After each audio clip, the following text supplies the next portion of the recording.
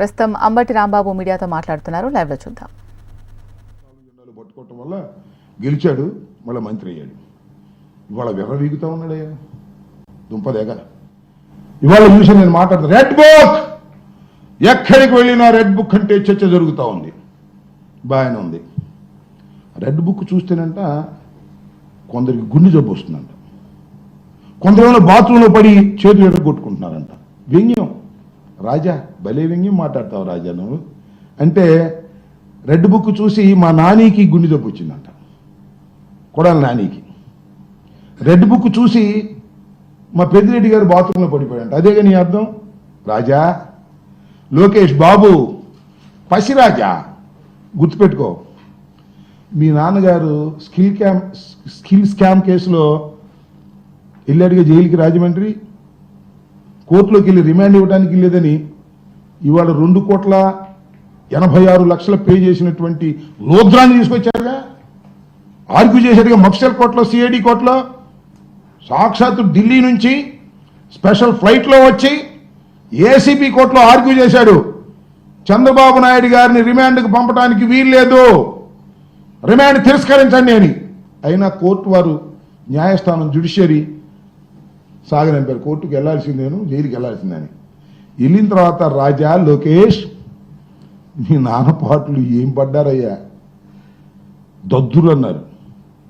దద్దుర్లు కింద దాకా వెన్నుపూసు కింద దాకా వచ్చేస్తున్నాయి అన్నారు, రాత్రిపూట దోమలు కొడుతున్నాయి అన్నారు. అంతేకాదు శరీరంపై పొక్కులు ముడుస్తున్నాయి అన్నారు. మాకు తెలియదు, మీరన్న మాటలే మీడియాలో, మా నాన్నగారికి శరీరం మీద పొక్కులు ముడుస్తున్నాయండి అన్నారు.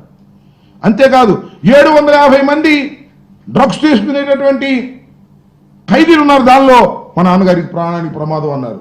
ఉనికిపోయారు. ఇది ఒకటే తక్కువ. మరి ఇవాళ మాట్లాడుతున్నావు, అధికారం వచ్చేటప్పుడు నువ్వు మాట్లాడుతున్నావు. ఎవరిని?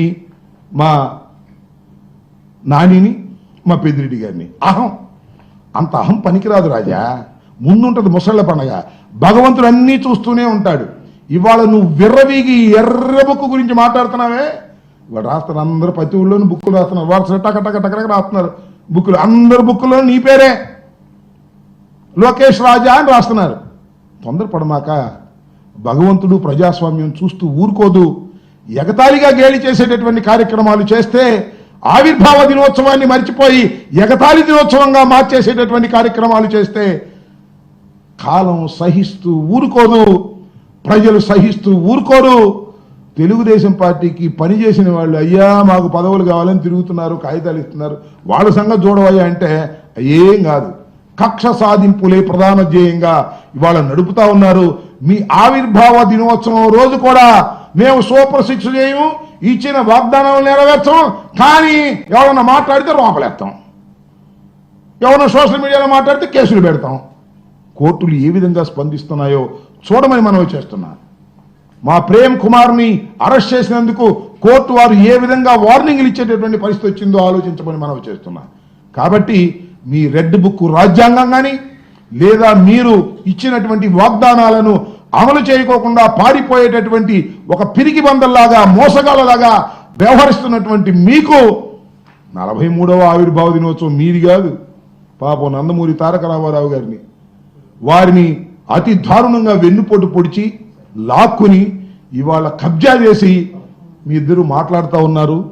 ఇలాంటి దుర్మార్గమైనటువంటి పార్టీకి రాబోయే కాలంలో కాదు, ఎప్పుడైనా సరే ఛాలెంజ్ చేసి చెప్తున్నా, సింగిల్గా వస్తే నీకు లేదు. వాడి భుజాల మీద వీడి భుజాల మీద ఎక్కడమో, వాడు కాబట్టి వీడిని వాడుకోవటం, వీడి కాబట్టి వాడు వాడుకోవటం, ఇట్లా అవకాశవాద రాజకీయాలతో బతుకుతున్నది ఆ పచ్చ పార్టీ తప్ప స్ట్రైట్గా వస్తే బతికే పార్టీ కాదు అది.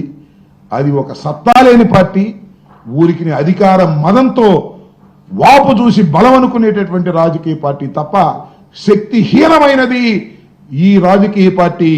43వ ఆవిర్భావ దినోత్సవాన్ని తీసుకుని 44వ ఆవిర్భావ దినోత్సవానికి ప్రవేశిస్తున్నటువంటి మీ పార్టీ ఒక పేక మేడ లాంటిది. ఎవరిదైనా పడిపోద్దనే విషయాన్ని గుర్తుపెట్టుకోండి. వాళ్ళని వీళ్ళని అడ్డం పెట్టి బతుకుతున్న జీవితాలు మీవి, రాజకీయ జీవితాలు మీవి గుర్తుపెట్టుకోవాలని ముఖ్యంగా చంద్రబాబు నాయుడు గారి కుమారుడైనటువంటి లోకేష్ రాజా గారికి వ్యంగ్యంగా మాట్లాడమాక రాజా. నీకు వ్యంగ్యంగా మాట్లాడితే భగవంతుడు నీకు కావాల్సినంత ఇస్తాడు రాజా అనేది కూడా గుర్తుపెట్టుకోమని ఈ సందర్భంగా చెప్పదలుచుకున్నాను. మీరు తెలుగుదేశం పార్టీని ఆడిపోసుకుంటున్నారు. ఆడిపోసుకున్నావా? మీరు కూడా మిగతా పార్టీలతో జతకట్టండి. ఏమండి అది కాదు, తెలుగుదేశం పార్టీని ఆడిపోసుకున్నట్టు దీన్ని ఒకటి తప్పు చెప్పమన్నా లోకేష్ ఆ రాజాని. నేను చెప్పింది అసలు చంద్రబాబు నాయుడు ఈ పార్టీ పెట్టినప్పుడు ఎక్కడ ఉన్నాడు అని చెప్పండి సార్. లోకేషే లేడు అనుకో అసలు. అప్పుడు ఇతను ఎక్కడున్నాడు, ఏ పార్టీలో ఉన్నాడు? నేను ఆడిపోసుకుంది ఏంటి?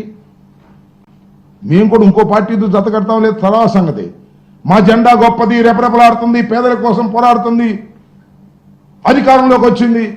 ఎప్పుడు అసలు ఒక్క మాట చెప్పు నాకు, ఎప్పుడైనా మరొక పార్టీతో జత కట్టకోకుండా తెలుగుదేశం పార్టీ అధికారంలోకి వచ్చినటువంటి సందర్భం ఏది చెప్పు ఏంటి? చంద్రబాబు నాయుడు గారిని అడుగుతున్నా. ఎప్పుడు ఎవడో ఒకరిని రెండు సంఖ్యల్లోనూ రెండు కర్రలు పెట్టుకుని నడవడం తప్ప సొంతంగా నడవగలిగిన శక్తి చంద్రబాబుకు ఉందా, వాళ్ళ అబ్బాయికి ఉందా?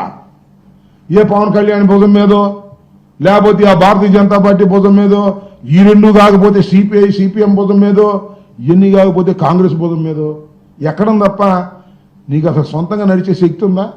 ఎందుకు ఊరికి అధికారం ఉందని డప్పాలు కొట్టుకునే కార్యక్రమం తప్ప నేను చెప్పిన దానిలో ఏముంది? నేను ఎక్కడ ఆడిపోసుకున్నాను, ఎక్కడ అవాస్తవం చెప్పాను చెప్పమని అడుగుతా ఉన్నా. ఇంకా